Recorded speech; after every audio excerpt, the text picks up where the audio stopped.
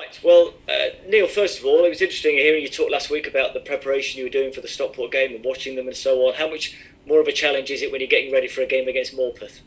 Yeah, getting the footage is harder, a lot harder, I can assure you. But we'll do as much homework as we can. Make sure the lads are ready for everything. It's an away game, it's their home pitch, and we won't know what that's going to be like till we get there. But we'll try and prep them as best we can. What are the challenges for a game like this against opposition, a couple of divisions below? Well, first challenge is that you're an underdog. They're an underdog. Sorry, and you're expected to win, and that in itself puts a bit of pressure on making sure that we're not lackadaisical about our approach to it. Make sure we take the team seriously. We give them all the respect they need, and carry on the sort of mentality from Tuesday night's game. And that's really, really important. Yeah, we talked before about kind of Notts County being a big club in this division, but when you go to a ground like that, that's when you really feel that, isn't it? When you're very much there to be knocked down. Yeah, absolutely. It's a shame, obviously, in all these cup competitions. It's a shame in life in general that the fans can't be there because, cup competitions always add that little bit of spice when there's a big underdog against a team expected to win. Yeah, I mean, you obviously did well in it last season. Is it generally speaking a competition you like? I think winning games of football has just got to be a habit, and you can't differentiate from one competition to another regardless of who you're playing. You're always trying to win a game of football. If you look at Doyley's last minute goal against Dagenham last year and how we all felt after that, how we all felt when we beat Yeovil with 9 men after we'd had Damo went off injured, and we had it was like the Alamo the last 15 minutes, and stuff like that we did to get to the semi-final last year was was massive. So once you get out on that football pitch, you play to win. Obviously, it will bring even more fixture congestion, I think, if you go far in the competition. But you try not to think about that. Yeah. Did you want this competition to go ahead? And now at this stage, are you thinking that you're happy to be in it, or would you rather they had just left it to one side, given the number of fixtures you're going to have anyway? I got no real stance on it either way. It's been hard enough for the authorities to try and work out how they were going to get the season and get us through it. So whatever they decide was fine by me. If we had 10 players out injured at the moment, I might be ruining it a bit more. But hopefully it gives us an opportunity to get some game time into other players. Yeah, and you go into it off the back of that victory. And I was talking to Mark Stallard about it after, and he was saying not just about sending a message to anybody else or anything like that, but maybe just in the players themselves, just to give them that belief anymore if they needed it, that they can beat one of the best teams in this division. Have you noticed that in the players? Have you noticed it after? Have you noticed it this morning? An extra bit of belief maybe in the players? Yeah, I don't know. I'm not sure if the word's belief. I think it's just reaffirmed to us that. I said I had a chat with the players on Friday last week and said I believe that we are one of the most talented squads, if not the most talented squad in the league. I believe the players are capable of stuff, and I think you've seen the goal now, and that the way that they played, that's our sort of way we want to try and do things when we can. And I think the belief is there. It was just that steeliness, that consistency, that mentality, because Stockport came and had a go at us because they believed they're good enough to beat us, which is great. And when teams do that, it's great. We go toe-to-toe like a boxer would do. It's when we've got to find ways of doing it against somebody who's going to make it very difficult and stifle us, that becomes a little bit more tricky. And, we've got to master it all before we can start patting ourselves on the back. Yeah, goals like that, I mean, you don't see them very often in any division. Is that something you kind of work on, that you work towards, or is it something that happens as a result of something else, players' confidence? No, you work towards it. We work very hard at transitions in play. So when we've regained the ball, normally when you regain the ball, if you don't regain it high up the pitch, you're in a defensive shape. So in that incident, in that game, Conor Rawlinson won a header. Our midfielders were having to do the job on second balls, getting on it. And then once you get on there, you get some teams that might hook that ball on and try and territorially get into the opposition's half. We focus hard on trying to get our first 4 passes in. Now, if the opposition press you, that makes it a bit more difficult. You've got to find different ways. But in this case, we focused, we got the passes in, we were patient. We then earned the right to try and build. And then it's that time when you try and change pace or you play beyond the press that's up against you, which Connell did with his ball into Kyle, and that's something we work hard on in training when we do go into our forwards. And from then on, the rest of it was a good change of pace and good composure in the build up to the goal. How satisfied are you when the ball goes in after a move like that with all those passes on the floor? You must just watch that and think, the work that you put in then has just resulted in such a beautiful piece of football. Yeah, and it doesn't happen that often in football. You work on the training field, and there is times, and that's why I always talk about mentality in players. When players suffer from anxiety on a football pitch, they will stop doing what they should do. They will stop making right decisions and stop doing the stuff that we work on in training that they'll do so easily in training, because it doesn't matter if you give the ball away in training, but it does in a game. So it's just dealing with that mentality of the group and trying to just keep encouraging them. And there's no blame culture, and the manager's not going to get on your back if you get it wrong, as long as he can see you're trying to do the stuff we work on as a team. That's our identity. We'll go with it, and that goal should give them confidence in that. Good man, thank you, Neil. Thank We'll stop there. Thank you. Just first of all, just about injuries and things, Neil. I mean, does this weekend give you an opportunity to give players who have played every sort of minute so far a rest this weekend? Is that what you're thinking? Well, I think initially, yes, that's the initial thought, but I had an ideal scenario sort of on Tuesday, if we got through Tuesday, what I was going to try and do Saturday, but already there's one or two spanners been thrown in here or there, so I'm having to adjust it, and we'll have a staff meeting in the next half an hour to sort of just make sure we nail down who's fit enough and who's not to play in the game. So the idea is that there will be rests, and it will not so much, I'm not focusing so much on the players who need the rest, but I'm more excited about the players who are going to be starting, because Tuesday was a real sort of benchmark of what we want to try and do, and I now want this group to, I'm excited to say, come on, let's carry this on now, and I want to go into Christmas looking around going, cool, I can play any one of these, and that's really what I'm hoping for. Let's just go through them then. Callum Roberts, will he play some part? Will you take him, or is he going to? I know he's a North East boy anyway, but is he going to play some part in the game at the weekend? I would say that's doubtful. With Cal, we're still trying to work out how much of what he's feeling and the fatigue and the pain he's getting is down to certain inflammation and injuries. How much of it might be down to COVID and a long-lasting effect of COVID, because Cal did have COVID quite bad, and so he was quite poorly with it. So it could be that we have a look more down blood test routes and just make sure that everything's okay and he's not getting inflammation from something other than football and muscle type injuries. I wouldn't want to put Cal on the bench, and I possibly could, but he might go backwards after it, and then it gives everybody hope that might not be there at the moment. So I'm not sure that will be the right thing. Just how bad did he have COVID then? Was it? I mean, is the inflammation a result from COVID, or is it? Are they we don't know. What we're trying to do is rule everything out. We've done loads of different tests, and he's got to do some work, but then he's stiff or sore again after. So when he had COVID, he was rough. He was really soring around his hip region as well, and his back, and he had it. Probably worse than some of the other lot, or a lot worse than some of the others had it. So we just don't know if there's a long-lasting effect, and that could be causing some of the inflammation. But we've got a great medical team. They'll go through every little facet they can to try and find out and make sure that when we do step him up and get him back, he is 100%. How far do you think he is away from a return? Do you think? No idea. I really don't. We just need to. It's one of them injuries where it's hard to say, yep, Cal's back now and he's on the grass working, because he has been, but then he could, it's one of them injuries that he could all of a sudden inflame, and it's not so much him doing the work on the grass, it's how he feels the day and the second day after it that's the issue. So we're kind of treading gently and trying to work out, make sure we've covered every base as to what could be causing his inflammation. How was he mentally dealing with it? Because I imagine he would have wanted to make huge strides again last season after after sort of his performances in the back end of last campaign.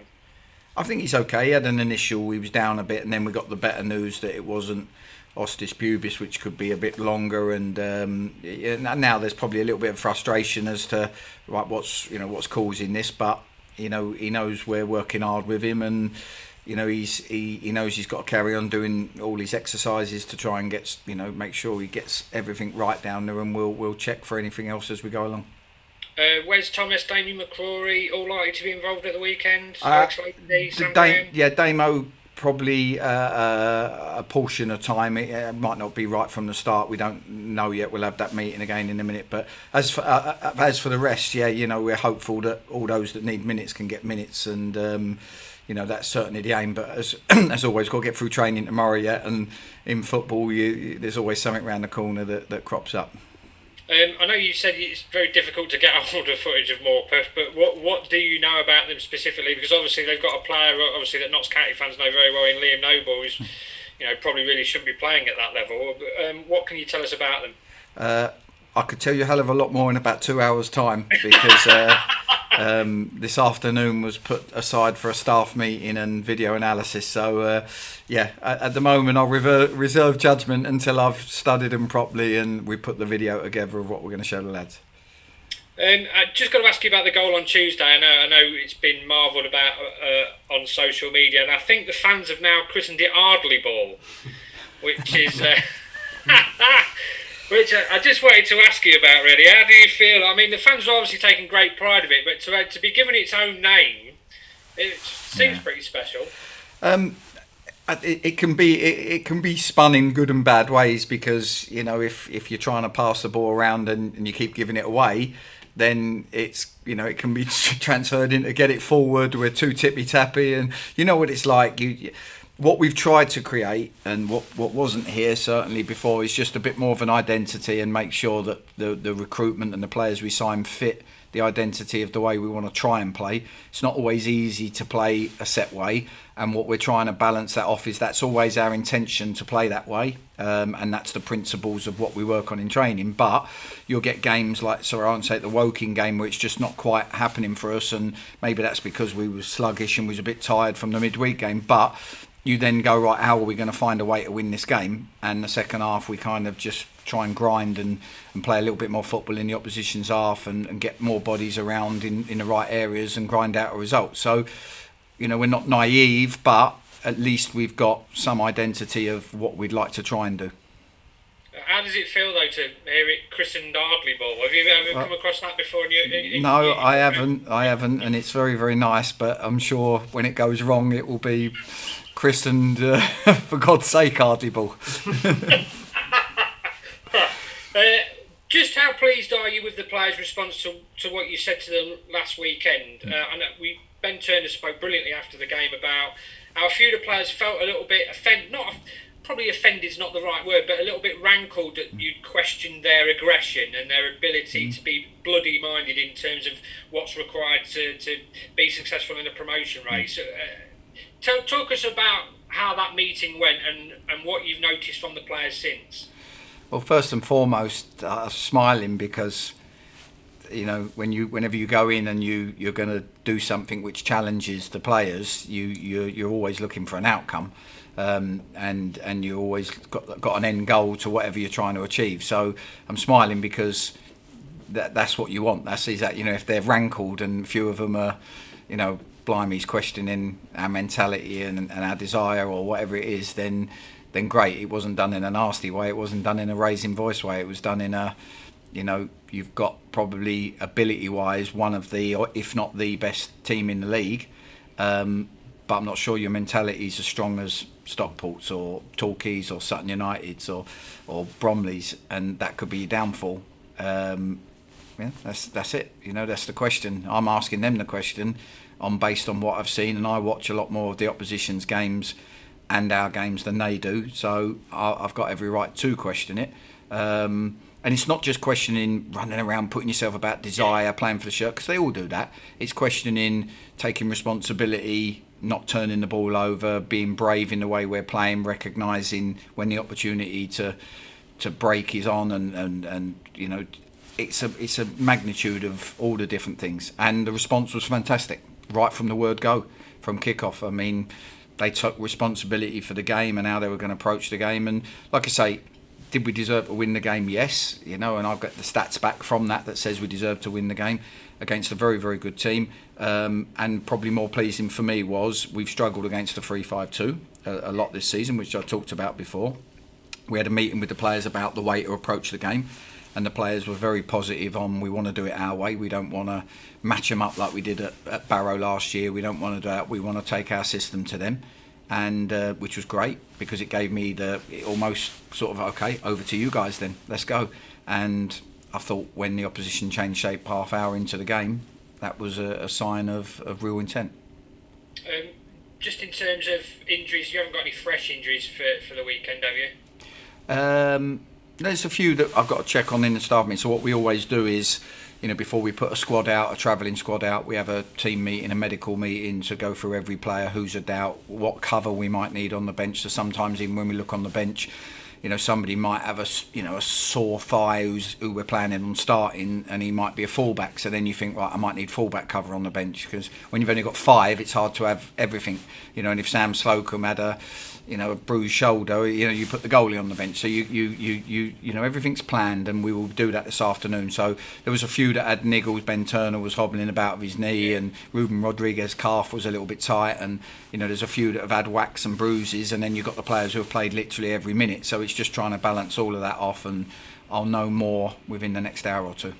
I've just got to ask you about Ruben, because I notice every time he's played, he's usually come off with about 20 minutes to go. Is that just a case of being able to last the full pace? Is that still an example of him still trying to adapt to the National League and what's required in terms of across 90 minutes? Because he put so much into the first half.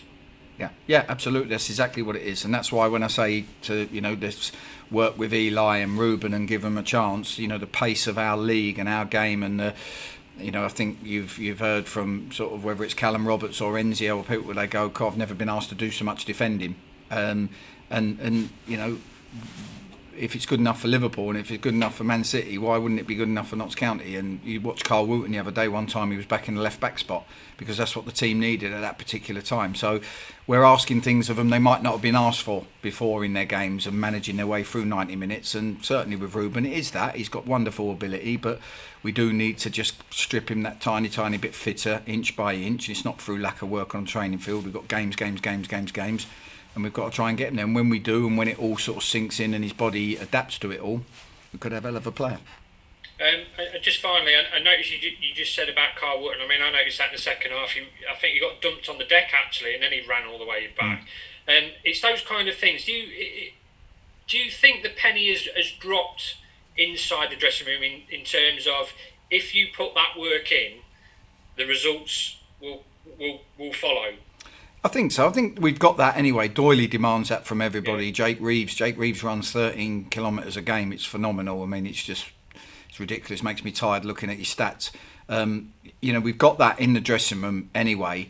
It's just the focus that goes alongside it. Like I said, when I arrived and the first season and how it all went, we couldn't sit here now as manager and as a press guy that reports on us. We couldn't sit here now and say the players give absolutely everything. They might get it wrong sometimes, but they give absolutely everything. And for me to try and sort of lead this team, the only thing I want to be able to do for the fans is try and give them an identity to their team and a group of players who give absolutely everything. And they get it wrong sometimes, but they give absolutely everything. And I feel that we do that, and we do get it wrong, and we do lose, and fans do get unhappy.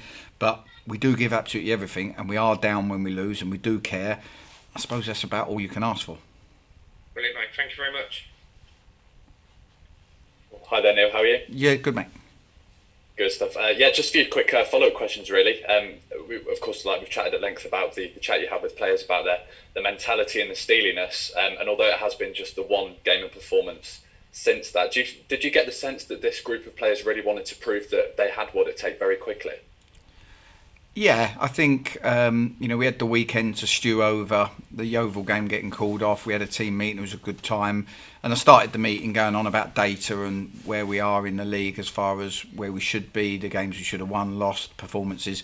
But yeah, I think, we trained hard over the weekend, and there seemed to be a real mentality about Tuesday night, but it was live on TV against one of the favourites to win the league. So the proof in the pudding will be whether we can keep it going. Yeah, I was going to say, you're hoping that that's something that kind of sticks in the back of players' minds throughout this whole season, that they're thinking to themselves, right, I need to prove that I'm able to adapt and that have the steeliness to cope with the demands of the league. Yeah, and for me, it's always been, one thing I can't control as a manager, and probably nor can the players to a degree, is the actual result, because someone could hit a deflected shot and it goes in and whatnot that could cost you the game, and you could miss chances that cost you the game. But what you can control, or what we can try, is the performance, the mentality, the desire, the bravery with the ball, the cohesiveness, the responsibility, and that's what we're trying to get. And if we get more good performances, the results normally follow. And add that trait in. How close are you feeling to this being kind of like a complete squad, that your squad has everything it needs to really put up a promotion fight? Like I said to the players the other day, I feel like talent-wise, ability-wise, it's there. I still can't sit here in front of you now and say have they got the mentality and the consistency to do it for the rest of the season. That proof will be in the pudding. It's no good me trying to say that now. Hopefully I can say that after 44 games. Great stuff. And of course, Morpeth Town at the weekend. It's a long old trip. I'm interested to kind of like find out what happens on kind of like the trip up there. What are some of the guys that you and this current crop of players get up to? So not drinking, that's for sure.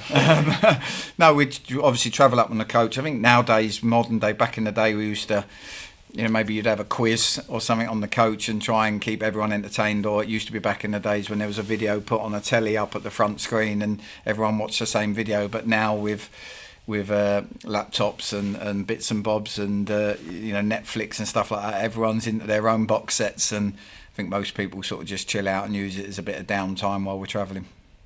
Great stuff. And just finally, of course, the week after this, it's the run up to Christmas. Just wondering what the plans are for the club ahead of the run into Christmas.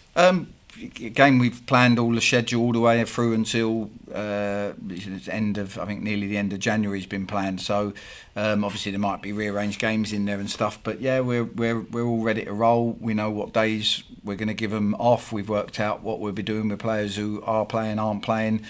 We're in a good place, ready to go. I'm just, the most pleasing thing from Tuesday night was going into the Christmas period in third place. Just gives the whole place a lift and a real, right, come on, let's keep this going. Whereas if we'd have lost, we could have ended up sort of 11th place, 12th place, and that has a whole different feeling to it.